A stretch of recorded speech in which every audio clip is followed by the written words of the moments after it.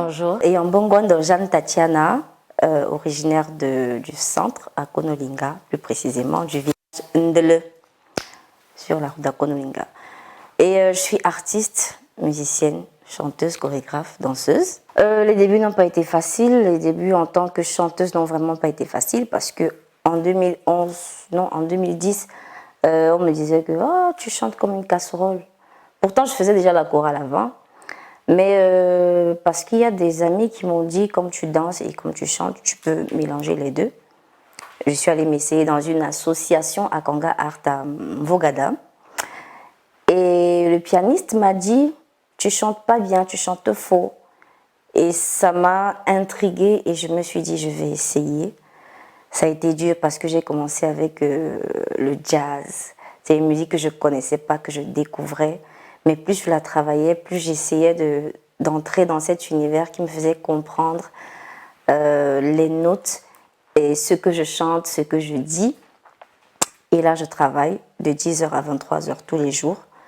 Bon, c'est vrai que je faisais les cours entre-temps, mais j'étais vraiment concentrée pour apprendre à chanter, pour montrer au pianiste là que ce que tu disais là, je vais te montrer que c'est pas ça. C'était un défi personnel et après c'est devenu une passion qui s'est jumelée, qui a fusionné avec la danse. Les ingrédients, c'est du travail, c'est le travail, uniquement du travail et la persévérance. Mais je veux dire surtout la patience, parce que c'est vraiment pas évident de tenir avec l'environnement qui n'est pas adéquat pour l'artiste au Cameroun. C'est vraiment difficile. Il y a beaucoup de fois, j'ai eu envie de laisser tomber et de dire que mon père avait raison. Va au bureau, tu as fait des études de communication, va, trouve-toi un travail dans une entreprise. Parfois, je me dis qu'il avait raison, mais après, la passion est tellement ancrée en moi que j'ai une espèce comment dire, d'espoir ou bien de conviction que je peux apporter quelque chose de particulier à la culture camerounaise. Et voilà, c'est le travail, la discipline et surtout la patience. Je suis quelqu'un d'assez organisé et je sais un peu ce que je veux faire. Malheureusement, il n'y a pas la notice, il n'y a pas comment dire, de code pour être une maman. C'est écrit nulle part dans les mamans par l'instinct. Et c'est pas évident de concilier tout ça entre mon travail et le rôle de maman et le rôle du personnage public que je suis. Je me dois de protéger mon fils. Et je me dois aussi de parler de lui sans vraiment l'exposer parce que l'artiste est plus là pour entertain, donc je suis là pour divertir, pour soigner les cœurs, pour apporter quelque chose de particulier dans ma musique. Donc c'est de l'organisation et j'essaie de m'organiser assez pour que tout le monde soit satisfait, quoi. L'échec, je vais mettre ça dans le concept du complexe parce que j'ai été très très complexée. Et pour moi, ça a aidé à ce que dans certaines situations, je me retrouve à ne pas réussir, je veux dire ça comme ça. Donc j'ai été très complexée par mon physique et très complexée par mon âge. Je crois que ça va de soi. On ne me prenait pas au sérieux quand je disais mon âge. J'avais du mal à m'imposer. Et pour moi, c'était une sorte d'échec de ne pas pouvoir m'exprimer ou de ne pas pouvoir me faire comprendre pour que les gens n'acceptent pas ce que je suis en train de proposer.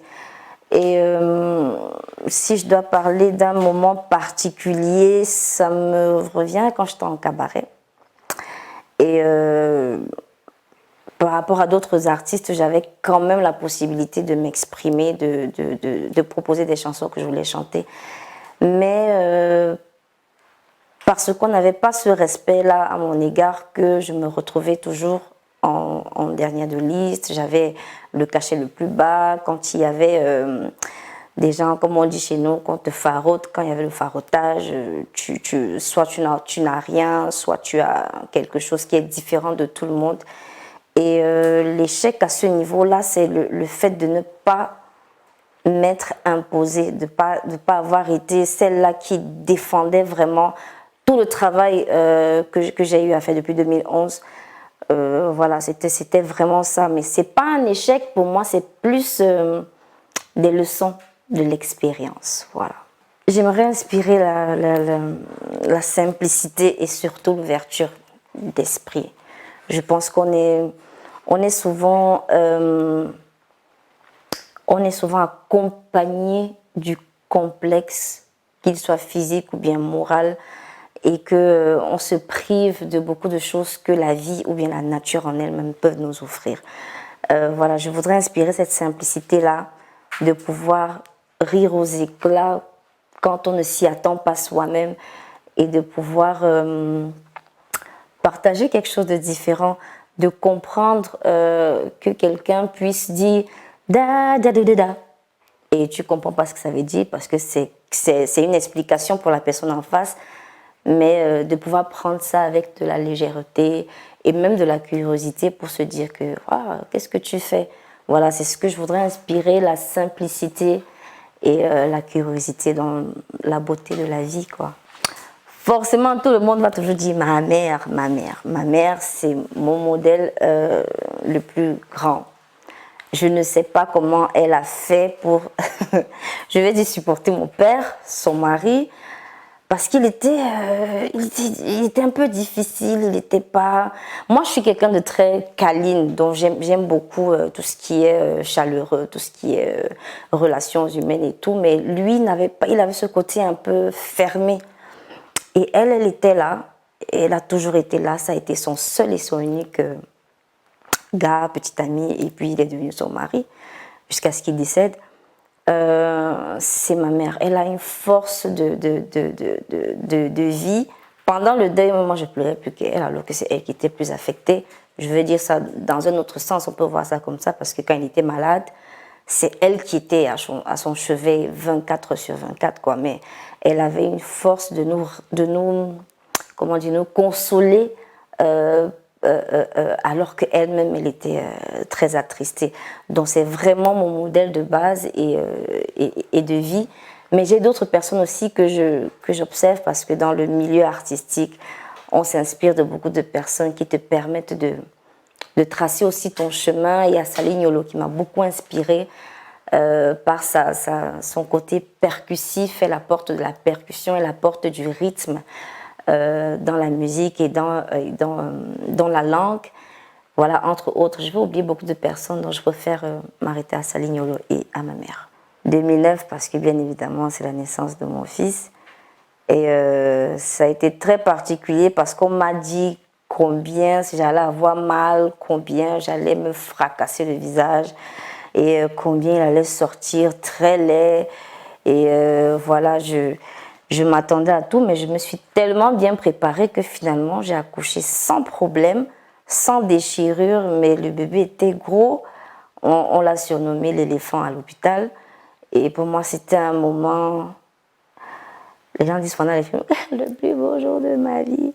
C'était un moment très particulier pour moi et le sentir dans mes bras, et c'était... Voilà, le 2 janvier 2009, c'est l'une des dates les plus phares de toute ma vie. Et puis le 27 avril 2020, c'est la date où mon père décède. Et pour moi, ça m'a bouleversée, mais comme jamais. Je ne connaissais vraiment pas ce que c'était perdre un être cher. J'avais déjà perdu des cousins, des cousines, des oncles. Mais perdre mon père, ça a été très difficile. J'ai beaucoup déprimé, je suis tombée malade, j'ai maigri, c'est-à-dire je ne mangeais pas, je suis devenue anorexique, je ne comprenais plus rien, rien n'allait normalement. J'avais l'impression d'avoir perdu mon pilier parce que chaque fois que ça n'allait pas, que ce soit dans ma carrière ou bien que ce soit dans les études, j'allais toujours le voir. Et il avait ce truc qui pouvait créer le déclic en moi pour que je sois dans une meilleure compréhension des choses. Mais là, je me suis rendu compte qu'il n'est pas là, quoi. Je ne l'entends pas tousser, je ne le vois pas. Je suis coincée là, comment est-ce que je fais? Ça a été très difficile pour moi, mais c'est les 2 années les plus phares de ma vie. L'amour, c'est la vie. L'amour, c'est le sourire. L'amour, c'est la vérité.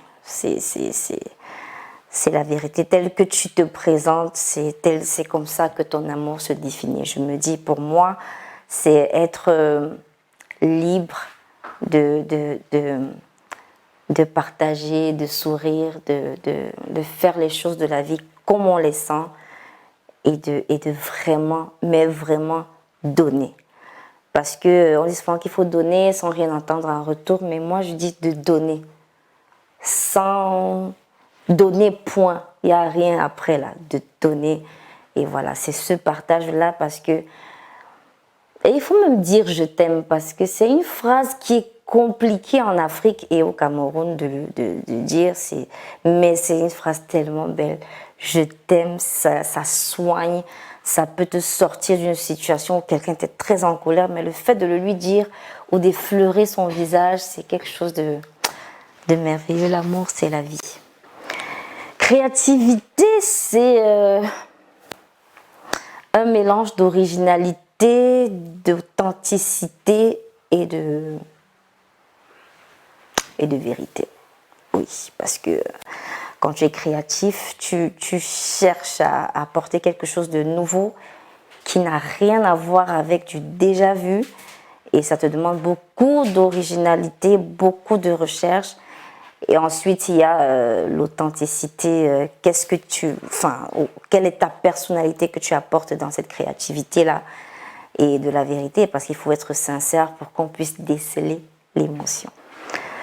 Dans ma carrière, ça a été difficile. Je crois que ça a affecté beaucoup de monde dans le secteur culturel. On en a beaucoup souffert.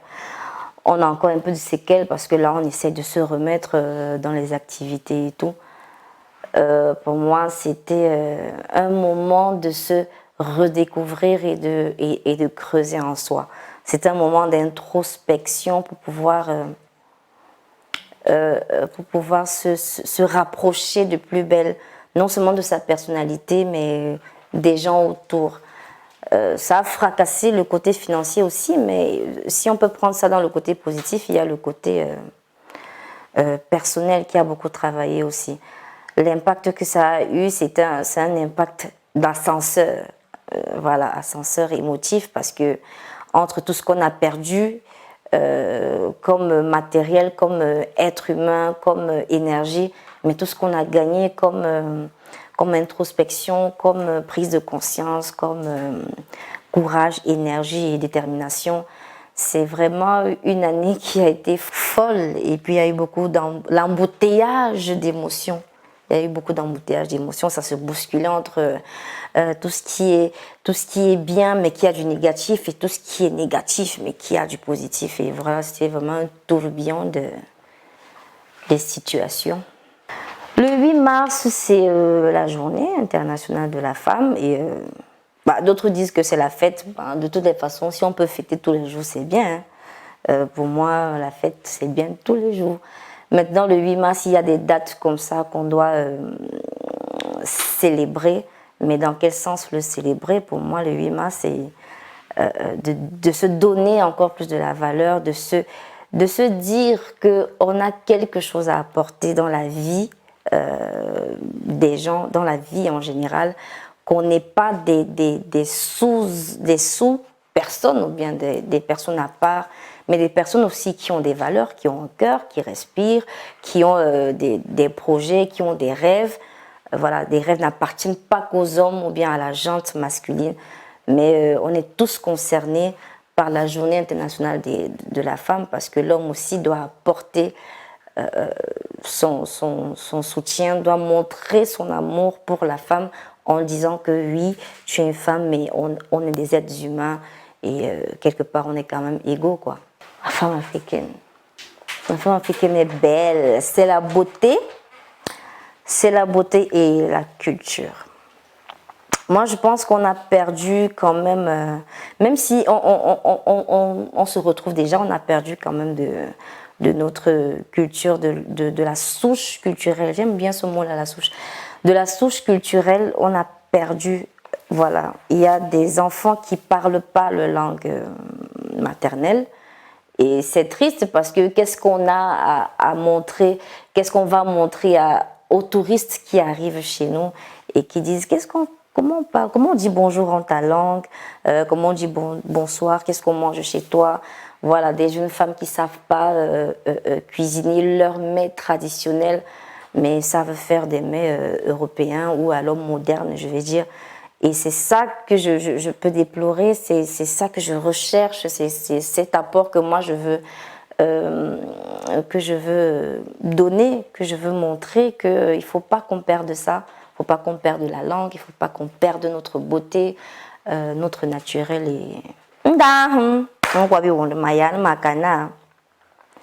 bilinga bese et nam Cameroun et Africa biki biedzang tek biedzang biedzien on asuna bien ne bien bebe kalmin tang ne bien mais bon